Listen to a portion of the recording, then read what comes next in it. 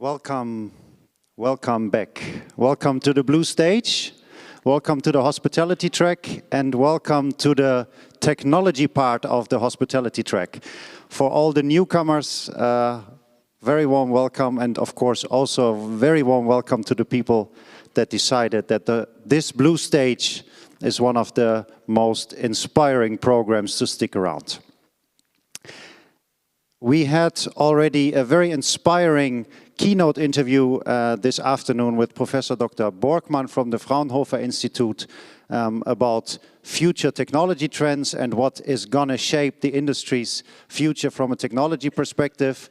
We just used the break time to offer some VR and AR experiences here next to the stage, first-hand experiences, and now it's really time to get the industry on board, to get the industry on the stage, and to hear from the industry professionals what the future brings in terms of data-driven guest journeys. And we thought about who could be the best moderator for an inspiring panel for this afternoon session to explore exactly that question. And we are very happy that Pillau is joining us and is moderating the next hour and inspires us with a lot of new insights when it comes to data-driven guest journeys. Uli, may I invite you to join me on stage? Uli is the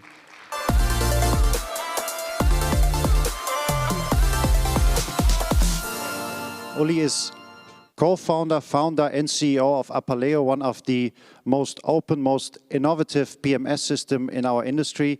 Uli, I would leave the stage to you to invite our panelists and to guide us to the next inspiring hour within the hospitality track. Thank you very much. Thanks, Alexander. Good afternoon, everybody. Nice to meet you. When we thought about this panel, we were discussing and said who would be the people who would be able to contribute most to what we want to achieve today. And in fact, we have looked around and we've found some of the most innovative tech-driven hotel groups which are out there. Actually, some of them are more tech companies than they are hotel companies. And so we invited a few people to join us. Unfortunately, due to the strike, one of the panelists had to drop out from MK Hotels, Arno. He couldn't make it to Berlin. Pity, but I'm sure it'll be next time. So I'll introduce our panelists to you and they'll tell you a little bit about themselves. We've got Eva from Numa Hotel. Eva, please join us. Numa Hotels is a German-based hotel group, and Eva will tell us in a little bit about the concept and what they are doing at Numa. We've got Thomas from a very famous hotel tech group, which is CitizenMs, based out of Amsterdam. Thomas, come on, please. And to make the panel a little bit controversial, we invited somebody else to join. Ron from Airbnb HotelTonight, the general manager. Come on stage. Good, so I would like to leave it up actually to the panelists to give you their view on who they are, what they are doing, what they have invented. And let's start with Eva. Eva, tell us a little bit about Numa. Thank you. My name is Eva. I am the Director of Guest Experience at Numa. And Numa is a digital hotel and accommodation provider based in Berlin, but we have around 80 properties within 10 different countries in Europe. What we do is staffless hotels. So that means we don't have front desks, we don't have concierges, we don't have people there to check you in, but everything happens digitally before you arrive. And whenever you need assistance with anything, the guest experience team is the team you will be contacting very easily through very easy to reach channels. And in essence, what the guest experience team does is 50% of that is the customer support. So we are here for the guests around the clock in various languages. But on the other hand side, we're also helping to shape the digital product from the booking to the digital check-in through the stay and the checkout and everything in between to meet the guests where they are and make sure that we help the industry and our guests to arrive in the future of hospitality. Thanks, Eva. And it was so funny, when I came to ITB this morning, the first meeting I had was with two guys from US.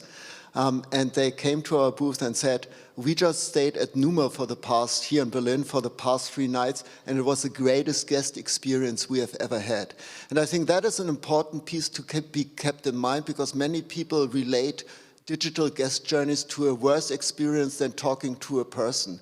And we are convinced that actually providing a good digital guest journey can actually be much more superior to any kind of reception experience when you are queuing up, have to fill in your registration card, put your credit card details in there and so on. If all of that can be done digitally and online, actually the guest experience could be much better than what many people think. And Numa is a great example on how they executed it on it. But obviously Numa is somebody who has started from scratch. So the idea was always to put a digital guest hotel experience there. But CitizenM is a little bit different, because Thomas, I believe you exist since 2008 around. That was the time when you started? For me, no. I started about 2014, so still quite a long time in the company. I started as a hotel staff member on the floor, working night shifts for about 5 years. And then CitizenM being CitizenM gave me the unique opportunity to move into tech, because I really like the way that we use tech to remove the barriers between the hotel teams and our guests. Because process and admin is always getting in the way. You're sitting behind the computer, you could be using that time to find out what a guest's favorite drink is, what they're doing in the city. So I'm technical owner now for the hotel technology team, and so what we do is we look after everything inside the hotels, so our check-in kiosks, our iPads, anything you can think of. We also recently helped complete the migration with Apaleo, a blistering speed for our new PMS, and don't know really what else to say. We're just a very tech-forward hotel, but we don't want to use the tech to replace the ambassadors or the hotel teams. We want to use it to enable them to do their job better at connecting with the hotel guests. Now, there's a main difference, obviously, between the two, which is Numa is totally digitally, and CitizenM, you're having your kiosks and your ambassadors in the lobby. But I think when you started CitizenM 15 years ago or so, there was nothing available which could make you totally digital. So is there a transformation from having the kiosk to a more digital type of check-in guest experience you're putting into place now? Yeah, so basically as you said, there's nothing out there. We had to build an entire tech stack within our company by ourselves. So with over several years, well, many years and hard work, a middleware system which allows for data integrations for all of our underlying systems, which is all built with our development partners, but designed custom by us. And it, yeah, so we had to build it fit for purpose for ourselves, but obviously during that time, you have a lot of time where you're not getting a return on interest on that, so it's just really about the hard work putting in there. It's also keeping in mind that we're not a tech company, we're still there to enable the hospitality. So it's all well and good having this amazing tech stack. If you're not offering it to the people who need it, there's nothing there. It was really funny when they started to work, initially put the first hotels on site and live CitizenM. They were actually looking for a kiosk that was out there to serve the hotellery. And obviously we know there are big kiosk systems being used in Las Vegas and other places, but actually CitizenM approached it in a different way. They said, that's not good for us. We go outside the hotel industry and see what else is around. So the kiosks CitizenM have been using since day one have been actually the kiosks in use by the train systems in Netherlands. So they were the kiosks you would find on every station doing the sale of the machines and things like that. And then they were adapted to CitizenM and later on to the hotel industry. So that speaks for kind of thinking out of the box, which we have seen at many groups like this, which have said, you know, there are lots of apps and software pieces for the hotel industry, but let's also look outside to other verticals. What's there, what we could adapt to our concept within the industry. So Ron, over to you. You are from the other side, and lots of people say, are you enemies, friends? Who are you? Well, first of all, we're all partners, right? But we work with both Numa and CitizenM. So for those of you who don't know, I run HotelTonight. And I also work at Airbnb. I run the hotel vertical for Airbnb. And I think it's a unique purview that we have on the panel because HotelTonight was really a startup OTA, the first mobile-first OTA. And as a startup, which I'm sure there are some in the audience here that are smaller and trying to think nimbly, we had to find a way to differentiate ourselves. And so, for example, we were the first to introduce geo-fenced pricing and things like that. So we really had to think quick and fast and how we use data to benefit our partners. On the other side of the fence, we have Airbnb, which has massive scale. And really, at its core, Uli, I think you mentioned a tech company at its heart. But surrounded by all the technology is a company that is really focused on hospitality. Our mission is to build a world in which anyone can belong. That is not a mission that you hear frequently from companies that are in technology. And so we really do view the benefit that we bring to the table as leveraging data to bring people closer together. And at the end of the day, to help build our partners, build bigger businesses. Great, thanks. Now, one of the topics of this session is obviously data and data-driven, and I think that's some area we still lack a lot in the hotel industry. We see a lot of hotel chains that are getting to it slowly, but overall the use of data has not been very much in-depth in our industry. Now, when we speak about Ron and what they are doing, I think data has always been one of the key things you were looking at from the very first moment, correct? Absolutely. It's at the foundation of everything that we do. Good. So when we come to where are you moving? What are the trends you are seeing, also coming from US compared to Europe? And where do you see the entire industry is moving? What's your strategy of kind of scaling it further? And where do you see some interesting strategies, trends coming over? I mean, I think we should start at, trends began, on the cusp. And I think at the beginning of the guest journey, we have to think about how we can create more personalization. So for example, in Berlin, there are probably 700 plus hotels in the city.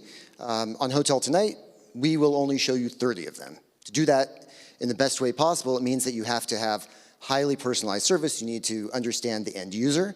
And so I would say the guest journey begins with personalization underpinned by data. As we think going further down the line, I think what we'll probably hear from the other guests is that the guest journey all the way through needs to have some level of personalization, and we work in the hospitality industry. And so we can't lose that element of connection between guest and host. Even in a contactless check-in situation, we have to think about the opportunities to create connection. So the second trend that I think we see coming will be around language barriers. So people want to travel the world. They want to be able to connect in new countries. And so, for example, one of the things that Airbnb does is that we will instantly translate between guest and host. And so that is early on in the guest journey, there's connection. And that, by the way, continues all the way throughout. So at Numa, for example, we were talking right before the panel, there's connection between guest and host on Airbnb. And we support that through translation services. Thank you. Thomas, one of the things CitizenM has introduced, I guess, as one of the first hotel groups worldwide, was what you call the subscription type of model some time ago. And that allows the clients that are staying on a regular basis with CitizenM or not to sign up for a subscription, pay some fee. What is your experience with that program? Has that taken off? Is there a lot of data on the clients today that use that subscription? Yeah, so off the top of my head, I don't know the numbers on the subscription uptake, but it has been very successful as far as I understand. And it's really, as you say, allowed us to gain a lot of insights into our regular guests. So we also use a customer data platform, which we somewhat developed ourselves with a company called Redpoint. And that the subscription model allows us to build a golden profile for that guest to really understand their booking patterns, what rooms they stay in, even sometimes the preferred temperature they have in the rooms, the F&B items they order, because all of this information can flow through. And if we know that the guest staying in the room has that golden profile and it is who they say they are, we can really implement something which allows our hotel teams to make them a local chain-wide rather than just a single hotel they stay at regularly. So, for instance, we've implemented an intelligent arrivals list for our teams, along with the help of Apaleo. It's not a shill, I promise. But this means that the hotel team can pull up on any day the arrival list, which basically tells you, you have this champion guest coming to stay. Here's some things you can do to make it a little bit more special for them. Maybe they haven't stayed with you before in Amsterdam, but they stay twice a week in New York. But it really allows them to feel bridging that gap between our two different locations. And for you, that allows you as well, I mean, to do it in a full two-way environment because you're controlling everything in the room. You know the temperature, you know what the guest needs, wants, you can store that. And so for you, that gives you the possibility also to prepare the room in any way which is relevant for the customer, no? Which goes very far in terms of what you can do there. Yeah, so some of the more fun things that we're considering moving forward with, but yeah, it's still in the research stage, is sometimes you see guest behavior, they walk into a room and they immediately turn, we have colored lights over the shower, they immediately turn it to a certain color, or we have certain mood states for the room where it plays like a funny video, some music. So we can already, the guest checks in, the room already starts to go to that, so it's exactly how they want it when they walk in. So some of the more fun things we can do, we can also maybe look into, because all of our TV systems and the UIs run, again, through the same centralized data system, so we can even say, personal message on the TV, hey, do you want to come down for your favorite drink, which is, I don't know, a mojito, just on the TV when they check in. So these are all things we can do now that we have that architecture in place, but it's just important to get that there first. Eva, when it comes to you, there's one main difference. As we said before, you're fully digital. CitizenM has still ambassadors. So I guess the challenges you have been facing and you are facing are a little bit different, because what you need to do is obviously you need to secure a 100% reliable guest journey. If you don't have that, there is no backup at the property anymore. So if a guest arrives and something goes wrong, with whatever part of the guest journey, there's no fallback position. So is it for you the most critical thing to assure that all guests can book, pay, check in, get their room key, do whatever is needed in order to assure that 100% guest journey? Yeah, you're right. That has been always the core of building up this entire Numa empire, right? So we were looking at, before we started, and as you said earlier, we started from scratch not that long ago. We're like 4 years old. We started with what is the most important thing that we need to ensure the guests to have. Next to the booking experience, it is obviously whenever they need help, they should get that help immediately. They should get professional help, and it should not require somebody on the ground, because we don't have anyone on the ground, right?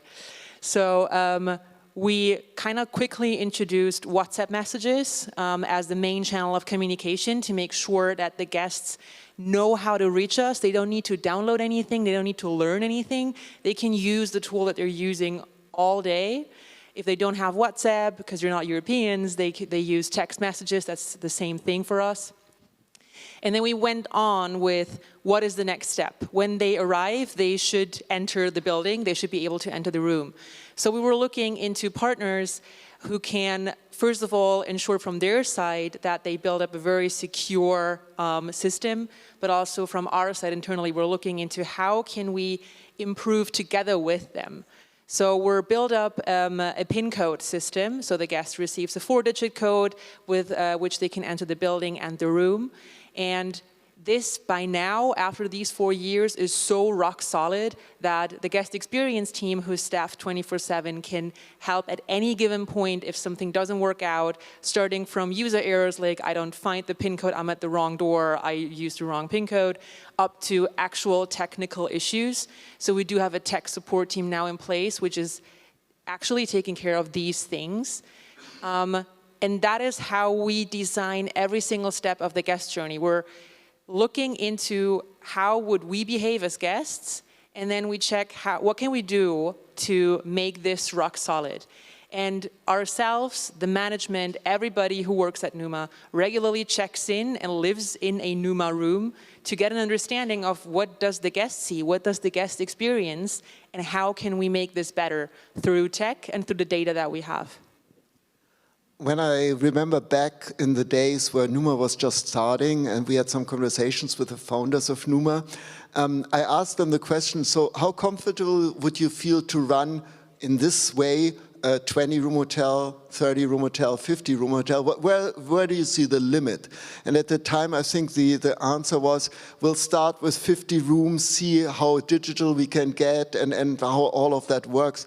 But what's your biggest property nowadays where you're running that concept? The biggest property, I think it is in Munich with over 200 rooms right now.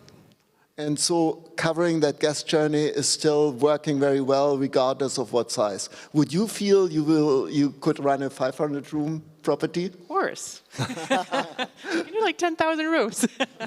No, I'm kidding. No, it's more like we see that, so we try a lot of things, right? Like we constantly try to see if there is any technology out there which is better, or should we have more, let's say, pin code systems that we're using rather than only one, right? What if that breaks? Or is there anything else that moves faster? So right now we're actually better, like working with our tools at scale in like bigger properties rather than in smaller ones, but we still do the small ones too. Okay, cool. So your check-in rate is most probably close to 100% online, or is it 100%? Not quite, but very close. Okay, and if there are problems, who picks up on that guest, and how do you communicate with them then? So, as I said earlier, it's mostly WhatsApp. So whenever guests have an issue with either the digital check-in or the physical getting into the building, it is always quite easy to reach us. So it's like you can even scan a QR code on site and like you get to us very fast. We answer very fast too. We now also have a chatbot, an AI-driven chatbot that tackles the majority of these tier 1 questions or issues that we have. And if Emma is her name. If Emma doesn't know what to do anymore, she escalates this to our team. The team is there 24/7, and for those specific issues, like check-in issues, anything that is IoT in the room, we have a specifically trained team for this, the tech support team, who is also there 24/7, and we pride ourselves with being very fast and answering within 2 or 3 minutes on average. And we'll come back to the AI topic a little bit later again, because there are a few questions we have on use cases of AI in the hospitality industry. I mean, we're meeting tons of people all the time, hotel groups, apps, software companies, and everybody tells us we are doing AI, but when you really dig into it, actually you'll find out that the use cases are really very slim today. And so we are trying to find people and companies that really bring AI into the hospitality industry, and that's not something easy to be done today. And there are a few use cases, but we'll come back to that question a little bit later. Now, Thomas, I know you started around the kiosks, so self-service was always very critical and important for CitizenM. Can you explain to us a little bit what the ratio is between how many kiosk check-ins are being done by your guests, what the rest of the clients are doing, how you help them, and are you trying to get more to an online digital check-in than you were before? So yeah, first off, the goal is to get more towards an online digital check-in. But the kiosks are still quite a heavy amount of traffic, because what we see in our check-in rates is that I think still like 75-ish% of our check-ins are coming through the kiosks, and then the rest is split between app check-ins and the ambassador physically checking the guest in, because that's always an option too. We don't want to completely remove that from the hotels.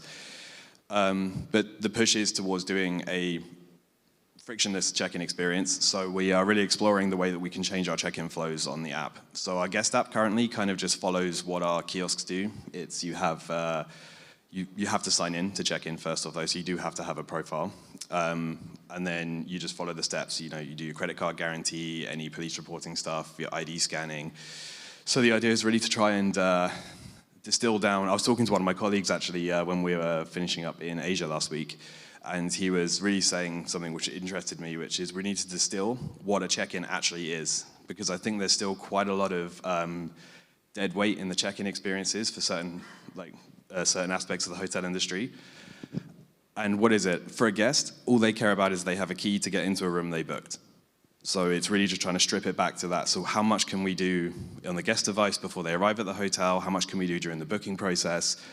But it's really trying to find a balance where you're not turning people off converting that sale or that booking because they have so much to go through in the booking process. So it's just finding a balance. And we're really looking into things like, what if we prompt you pre-stay, or, oh, hey, we see you landed at the airport. Can you just put in your passport details now? It means you can just walk in, get your key up to the room. But it's a big question we're asking ourselves because we've had our guest app running for quite a while now, and it's still moving slow, getting people towards downloading an app, because we're not quite at the stage that airlines are, where you're going to fly KLM, for instance, really often, because they're really good, you know, they fly regular routes, you're going the same places. We don't have a hotel everywhere in the world yet. But, so it's going to be a struggle to get them downloading the app. So it's just, that's the questions we're asking ourselves. Right, and I think when you talk about 75% kiosk usage, this is already much more than most of the other hotels and hotel groups would be seeing. Now, one of the big mistakes we have been experiencing, and you can see this all over the places, when you offer the guests the chance to go to a desk instead to go to a kiosk, that usually creates a lot of failure. There's a hotel here in Berlin, 700 rooms in a key location, and I was there at ITB last year for a reception, and you saw there are 10 kiosks in the lobby, nice iPads, kiosk systems, and there was one receptionist, and there was a huge queue behind the reception. Everybody was trying to check in there because the kiosk experience was bad. There was an alternative. People tend to go to human beings. So wherever you offer the alternative, actually lots of people would then still go to talk to the person behind the desk. But with you it's different because that never existed. It was always the kiosk that was in the foreground. Yeah, to some extent actually, but again, I had some really interesting learnings about one of our strengths and one of the things we put forward is we have a very strong brand standard in our hotels. You walk into a CitizenM, it's very obvious it's a CitizenM. There's the kiosks there, there's one ambassador at the front desk, and there's a very present bar. But we noticed in some of our more, there's difference in localization. So this is where it's really important to get not only your guest feedback, but your hotel team's feedback. Because your hotel teams are really talented at looking after people. A lot of the time we've seen there's something not quite right with the kiosk check-in, but they're working around it manually, looking after the guests, but that means it never comes back to us. So that's why it's also really important for us to understand what's happening actually in the hotels. So we found out in Kuala Lumpur, for instance, that they're almost never using the kiosks because most guests want to pay cash, and we just hadn't thought about putting a cashless flow in the kiosk yet. So now that's something we can take away and do something with localization for them. So, thanks. Ron, when it comes to data and AI-driven approaches, obviously you are at the starting point of the guest journey. So people would go to HotelTonight and see what hotel rooms are available in what cities for tonight or the coming days or so. What AI-driven tools are you using to kind of come to the clients, provide them with a customized offer, something that fits their needs? Yeah, so I'll talk a little bit about HotelTonight, but also more broadly Airbnb. So Airbnb has been obviously a company founded as a technology company, but again, when we look at AI, we don't think of AI as technology that the user should ever see. AI should be leveraged to bring people and human connection closer together. So we haven't announced anything around our plans for AI. We did acquire a company at the end of last year called Game Planner AI. It wasn't the first time we started thinking about AI as a company, but it was a very big step forward. The two founders of Game Planner were the founders of Siri on Apple. And so clearly a very big move for Airbnb. And I think later in this year, we'll begin to see how AI manifests on our platform. And what we could expect, though, and what I can say here, is that AI will not be anything that we see, and nothing that you see when you show up to Airbnb or HotelTonight, but rather something that will begin to bring people closer together to create more connection. Thanks. Thomas, when it comes to that point, obviously CitizenM are trying out a lot of things. You are doing things out of the box, so using standard systems, a lot of them in your product and in your concept. But you also have actually developed your own stuff, right? You have lots of data layers, products, components, apps, which you have been doing in-house or have given to third parties to develop for you specifically. What's your experience in that area? I mean, I think it's quite broad. We like to give within our tech team as much time to play as possible as well, because it's, you want to service the commercial interests and everything, but the real innovation comes when you say to someone who's really, really, really techie, like one of my colleagues that I could mention here, you just say, hey, here's some cool AI stuff, here's our environment, what can you come up with? And so with that, we've come up with things that we're like doing a proof of concept on right now, which is our first line tech engineers in the call center. Sometimes lots of stuff comes in, but they can't quite get to all the calls. So in order to increase it, we've put an AI layer against our knowledge base in Top Desk, so SOPs for how to fix, how to troubleshoot things. So we're letting that kind of run just in the background. Just to see how this AI chatbot is really reacting to it. Is it giving the correct steps? Is it, because obviously it's fun to play around with AI, but if it's not going to give accurate stuff enough, you don't want to be telling your teams, yeah, pull it out the plug, throw it out the window. That's, that's going to fix it. As much as a lot of people probably would like to do that with tech sometimes. But we have from that until we've also actually now running live in all of our hotels. We have something called automated room checker. So we know that all of, as I was discussing before, all of our room control endpoints and everything are coming through one central layer. So we thought, well, why don't we, every time a guest checks out, we'll run through all of these different commands and we'll check the technical health of the room.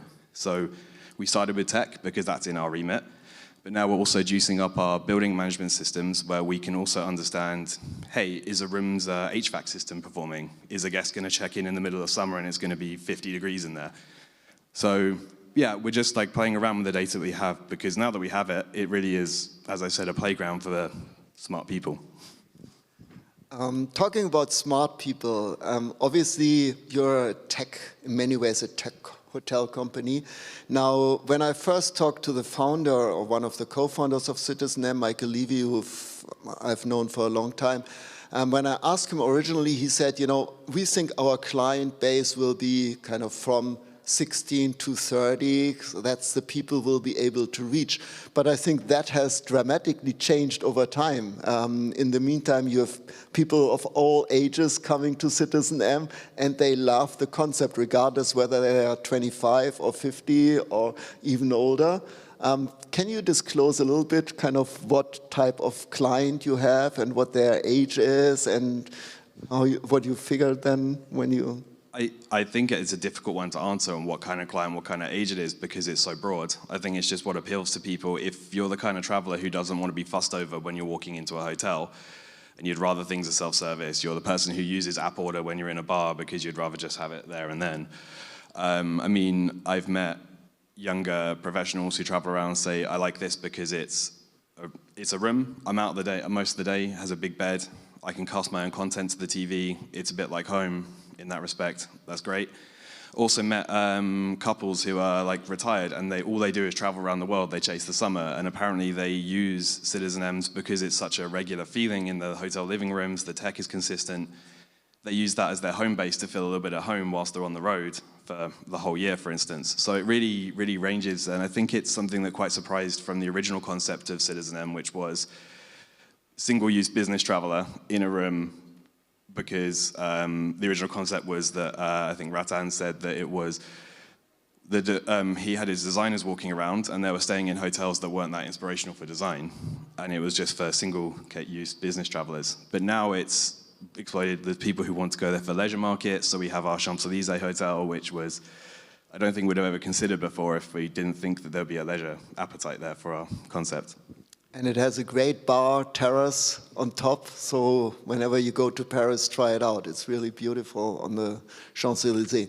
Now, one of the other things, obviously, is about revenue management, which is actually a very interesting question on how do you do revenue management for your properties, because I suppose you started with one room type and you still only have one room type at CitizenM today. But you also wanted to have one rate initially, and in the meantime, you have a little bit more complex in that area. How do you run revenue management? Is it manual? Is it automated? Is it AI-based? It's automated for the most part. We run automations based on previous data, previous years, but obviously that's never going to fill the gaps of, for instance, things like COVID happen, where you can't rely on repeatable data for that. Things will change in the year, different events will happen. So for instance, with the, something that's actually quite interesting that came up is with the Olympics coming up in Paris and the authorities raising the city tax so high, that throws your rate management into complete disarray. And I think that's where you can really rely on some kind of automation to work out a happy medium and happy balance for you. And it's interesting you say about the single room types that we originally wanted to have, and we have 3 now. So, but yeah, it's just 3 different room types, and one of them is just so that we can make sure we keep inventory for guests that need disabled assistance. And then the other one is also if there happens to be a very nice view, because there's limited rooms, we want to make sure that people who really want it can get those rooms. But it does also make the rate management a lot easier, I think, when you only have 3 room types. You don't have to do astronomical calculations. Ron, you had a comment? Yeah, I'm like super eager to jump in here. Revenue management is close to my heart. So, when we think about revenue management from our perspective, it's obviously a different perspective. So, hotels will talk to us about margin and, where are we going to find, our next night? Where's the next booking coming from? And I think AI and automation in revenue management is going to be a big game changer for our partners. And I think will benefit the folks out there that have the most compelling incrementality. And so we'll talk less about margin, less about price, and more about how you optimize revenue for a hotel, which actually is what revenue management should be. And so my hope is that we're sitting here next year and we see a lot of companies that are innovating in revenue management space, because at the end we'll find that there are going to be winners in the category where there's incrementality. And we believe at HotelTonight, obviously, that we are the most incremental last-minute platform. In Airbnb, we have a lot of direct traffic, which we believe is also incremental for partners like Numa and CitizenM. And Eva, I mean, you have a lot of internal tech resources as well, and you decided to do quite some modules and apps by yourself as well. Is revenue management one of them, where you said you don't take a standard system, you're doing something internal? Or what are the pieces which you had developed in-house? Partially. So yes, to some extent we do develop ourselves in all the departments, really. So it's revenue, but it's also operational parts. And to some extent we use AI as well, also in revenue management. But there's also some things where we take external knowledge, external tools to help us leverage that. So we're still very young. We do have a very strong tech and product team in our backs, but it's not like we can do everything ourselves. Not right now, maybe in the future, who knows? But basically it's all about finding the perfect balance between getting some external tools, features, and seeing what is doable from our side, but also balancing out what the time is needed for this, what the resources are needed for this to really find the best match. Great. One side question to your concept. I think you're doing a lot of conversions where you take over existing properties, hotels, convert them into Numa. So part of that is converting the hotel itself, the property, but then you'll always digitalize it within, what's the time frame? When you take over a hotel and you do the planning, how fast can you take over a hotel and convert it into your digital concept? Really depends on what we're getting. So yes, you're right. We're taking over a lot of properties, but we're also building ourselves with great partners, which obviously then takes longer. That's a couple of years than usually. As I said, it depends a little bit on how the property looks like. If this is already in a state where we can say there's not much work needed from our side, it can be as fast as 8 weeks until we can open the doors again and have it Numa branded and ready for our guests. Which is extremely fast for our industry, Very fast, yeah. People usually don't believe that. I know. Thomas, same question to you. I mean, originally CitizenM was only new builds. And nowadays you're also doing conversions, I believe? We're not so much doing conversions from old hotels, we're just doing building conversions. So it used to be, our concept was very, purpose-built building. We have the rooms literally made as individual units from a company that we work with called Concrete. They're then shipped across. We actually have in the office where the project manager for each of our new hotels will send an update on where the ship is, where all the rooms are that are going to the hotels. So we sit there watching them literally go across the world and then be slotted into these purpose-built buildings.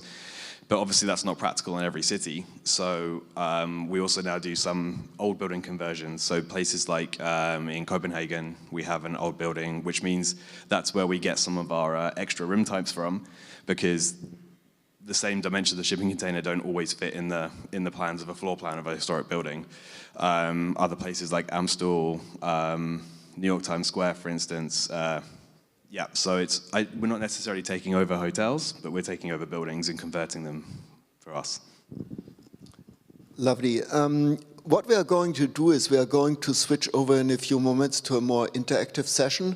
So we want to motivate everybody here in the audience to ask questions to the panelists and certain opinions, certain things you want to dig deeper into. Before we do that, let us ask the panelists, where do they see the industry moving, let's say in 5 years from now? What are the most critical things, the changes, what is new, will be coming new, and what's their strategy in those areas? Ron, why don't we start with you? Where do you see Airbnb, HotelTonight in 5 years from now? Yeah, so I think in 5 years from now, and I won't speak just for Airbnb HotelTonight, I'll talk about the industry more broadly. The industry broadly is going to need to think about basically 3 tools in order to adapt to a data-first technology and stack. Number 1, we're all going to need large sets of data. Okay, so if you're a small hotel or a startup thinking about approaching the space, we're going to think about how we either aggregate, or if you're a big player, Airbnb has vast amounts of data. That's an advantage. Number 2, we're going to be in an industry where there are going to be service vendors. Service vendors are going to include, for example, we talked about revenue management. It will be better ways of connecting guests and hosts, but there will be a layer of AI partners, those who have better ideas of how to build businesses around data. And the third component, which everybody in hospitality must think about today, is rebuilding their supply of talent. So today, you have some people who are playing around with ChatGPT. That will look very old 5 years from now. Everybody will need to think about how they're going to build a layer of human capital that knows how to leverage AI and data-first technologies. So those, I would say, are the 3 components. And within Airbnb, we are thinking about that. Large sets of data. We are, in some places, building our own technology. We are not going to build GPT. We will leverage what's out there, but we will build some of our own unique custom components to connect the data to the individuals who will leverage the data. Why do you think, a different question, why do you think the big brands are so far behind when it comes to technology use? I'm so glad you asked that question. You always have the impression when you go to one of the branded big brands, hotels, whatever brand it is, and regardless whether that's a more modern or an older brand, the technology experience is always very, very bad and very basic. So first of all, I think this is one of the most disappointing things for a big brand to hear. Because they have, when I mentioned what are the 3 items that are must-haves in 5 years? One of them is vast amounts of data. I think the big brands have the opportunity, if they are nimble, to actually leverage the vast amount of data. Unfortunately, some are going to be slower moving. If they can think of themselves as being tech companies at heart, which is a hurdle, then they could turn that disadvantage into a big advantage. But at the end of the day, when you're big, sometimes it's hard to turn and pivot. But I don't think we have a choice. I think in the next 5 years, hospitality will transform, and it will transform with data at its core. And so it's a great question. I think sometimes we approach it and we think it might be slow to move and archaic, but if they can think and be sharp about how they can leverage what they have at their disposal, they could be transformative for everybody, for all of us that are staying there, and for partners. Now, Thomas, obviously CitizenM was always ahead of many brands in this world, technology-wise. And I know a lot of people have actually been visiting by the big brands with CitizenM hotels to look what you are doing and how you are doing it better. So what are your plans, let's say, looking 5 years ahead? Will you be even further ahead of the technology of the big brands? So yeah, I think the advantage we have is that we already have that data set and the tech stack in place. So we've gone through the years of work to have that in place, and now is when we can really start playing around with it. So that's where I think in the future we're really going to start leaning more into what I discussed earlier with personalization at scale, having insights about guests before they ever reach the hotel, creating those regular guests where you really know them as a chain. And sorry, I lost my train of thought there. So going forward with that, on top of that, we're thinking automation at scale as well is one of our real key cornerstones, which we're working towards with the tech team. It's really trying to look at those processes, not just within the business, which are really, really grueling and manual and time-consuming, but also those processes, again, as I touched on briefly earlier, that are in the hotels, which are we doing this because we have to do this, or are we doing this because this is the way it's always been done? And that's the real question we need to ask, and we can use the data now that we're getting flowing in to really remove, say, for instance, the friction points at check-in, check-out, as I said, but also one of the ones we've really recognized recently since since opening our first baby in Italy is police and tourism reporting.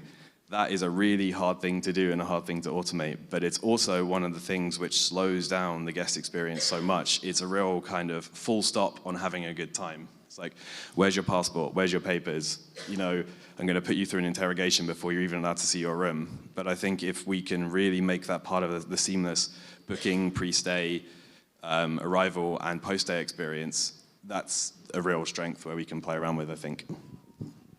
One of the things that applies both to CitizenM as well as Numa is that the founders don't come directly from the hotel industry. I mean, Ratan, I've been meeting him a couple of times. He comes from the clothing industry, so a completely different vertical. And he said there must be a better way of doing hotels than the existing hotels. And I guess same applies to Numa. No, your people didn't come out of the hotel industry originally. Can you tell us a little bit more about what their history is and then what your plans are going forward? Right, so the three co-founders, you're right, they're not from hospitality, even though our CEO grew up in a hotel, but as we all know who worked in a hotel, that's not the same thing. So his background is he has been a founder of Bonial Kaufda in the past, which is something way, way different. And our other two founders, they are from the real estate world and from the tech world, actually. And those three guys merged together to make a hotel chain. Fortunately, that worked out, but also because it sometimes needs 2 or 3 people who actually are from that industry. But I think the big advantage that we have here is that we didn't start Numa 4 years ago with taking all the schemes and the patterns of traditional hospitality and just try to tweak it a little bit. We started from scratch on a blank page without this knowledge of how things usually work in hospitality and simply tried to redo it. So sometimes not knowing things is way better for you to start something which can be quite successful rather than having this weight of knowing how things usually run. And I can speak for myself here. I am from traditional hospitality, so I had to unlearn a lot of things to create this tech-forward guest experience department from scratch to really, link those two things, like link the traditional hospitality with this new future of the industry. Thank you very much. So we have about 10 minutes left, so we'll open it up for questions now. I'm sure there are some people that want to know more about Numa and CitizenM and also ask maybe Ron a couple of questions. So anybody who wants to start here? Do we have some microphones?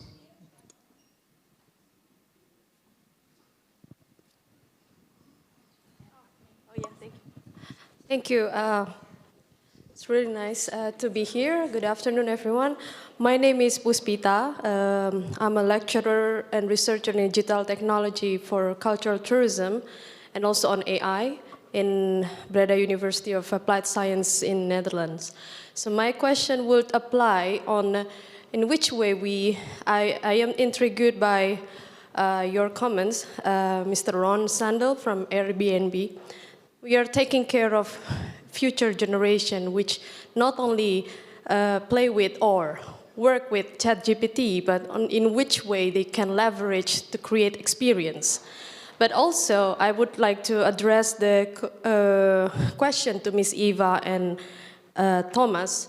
As you said, that this is traditional hospitality, and in which way we can leverage, or at least with the use of digital technology, can provide or at least maintain trust. Because we are talking about AI, and if you're thinking in a room setting, we have Internet of Things. It means the sensors. So you're not only having a physical guest, but also data as a guest. And in which way we try to, try to maintain their trust that this data would not be misused. Or, yeah, so maybe I would like to ask you about your opinion about this. Thank you. I'm sure, Ron, about the ethics of technology and AI and data, you have some comments?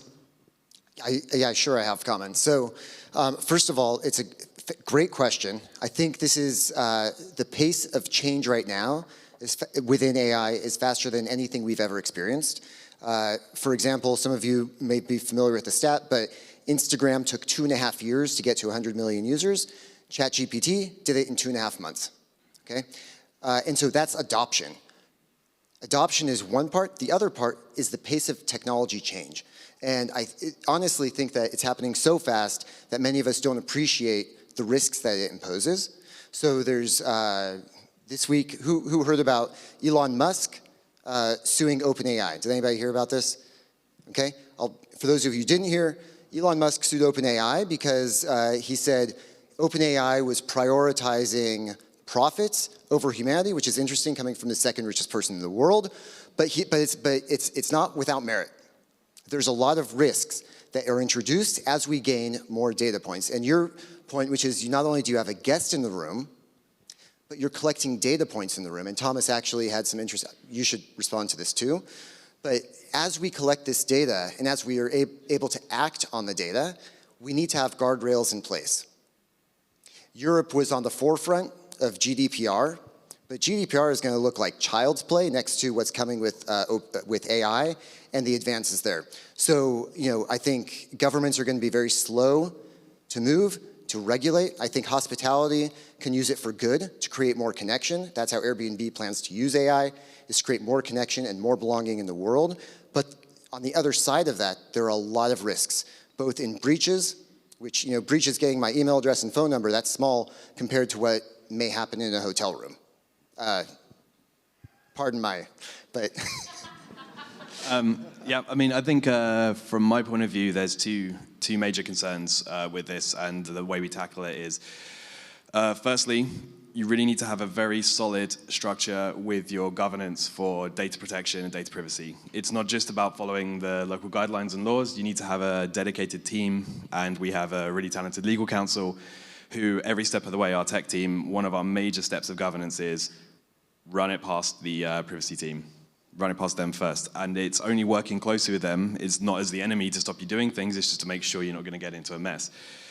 And also then, in turn, you need to have teams that are, have the agility in order to change based on what might change the next day with privacy. So I think sometimes, some weeks, we have 3, 4, 5 different requests from the privacy team to change something like minor with the tech or minor with this, just to make sure that we're not doing something wrong. And yeah, it's exhausting, but I think it's well worth it, and I think it's you owe it to the guests to do that. And secondly is something I think maybe is also unfamiliar in the hotel world is acceptance environments, test environments. Anything you want to do, which is a bit weird with this, get test data sets, have it running for months, maybe years. It's like what we're doing with our AI first line bot. We're letting it run by itself in a closed environment where it's not going to do any harm, just so we can see how it behaves, and we can gather the data on it to understand if it's using data correctly.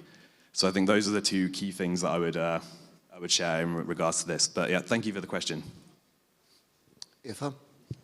Yeah, same here. Like, we have the same approach, right? So we also need to make sure that we understand what data we're collecting, and I think that is something that people tend every now and then to forget, especially when they get external tools, right? So you need to know what kind of data are you sourcing and if this is compliant. So we've seen this in the past. We've seen this with a lot of other companies as well, where they simply forgot doing this, and that is something we are taking very seriously, right? So we're always making sure that we first ask ourselves the question, what kind of data do we want to have, and be very upfront with the guests as well, right? There's nothing to hide. There's nothing dangerous that we're doing. We don't sell anything. We don't do anything other than for our internal use to understand the guest better. Because one of the bigger trends will be hyper-personalization in the next couple of years. So this will be very helpful, but obviously we need to understand what we're looking for and proactively communicate this to our guests. Do we have more questions from the audience right now? Anybody? Is somebody there? Hi, Sami from ADN, and we are working together for CitizenM. Really interesting about how payment data can help you to improve your guest journey, and if you're also seeing some trends in the future about payment data that could be interesting to collect and, of course, to set up or apply. Thank you. I can try and answer this question. Payments aren't always my main focus, but yeah, I think with the payments question, with our check-in experience, etc., we are looking at some of the data points for that, which is interesting, and we're trialing using your direct currency conversion, for instance, a dynamic currency conversion, for instance. We're trying it at a few hotels, and then using to see how many guests are using it. Also, interestingly, finding out that there's actually a lot of credit cards out there which do it for you, so it doesn't even trigger the flow. But I do think it's definitely an interesting place to look, and we have an entire payment product team which is focused on the way we can do payments and building our own payment gateways, shopping carts, and ways that we can really use that to help with our customer data. Unfortunately, I don't know if I'm the right person to dive more deeply into that with you. Eva? Yeah, pretty much the same here. I'm also not the expert on that topic, but same thing here. So we have this dedicated product team around this whole payments part.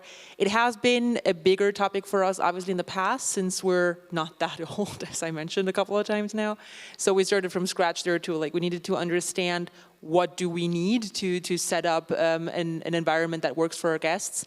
And since we started during the pandemic, right, we have mostly had like domestic guests. So whenever this ended, we started to have way more guests from other countries, and we were facing and being confronted with like whole different issues, right?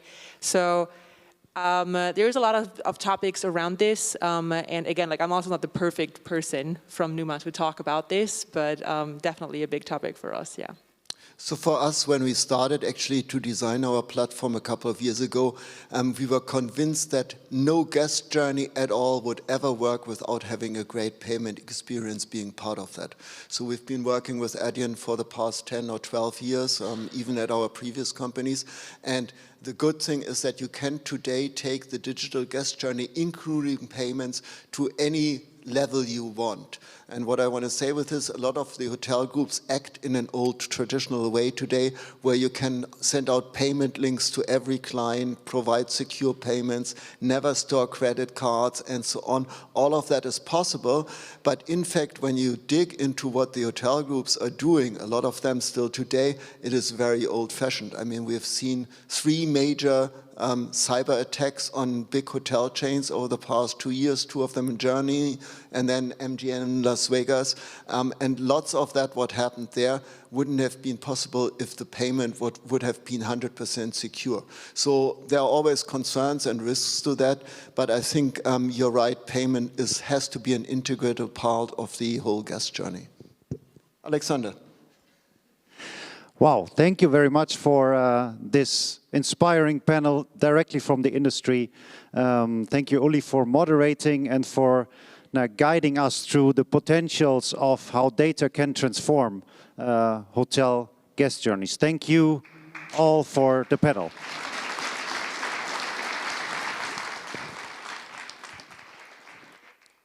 Thank you for being with us today at the Blue Stage Technology part.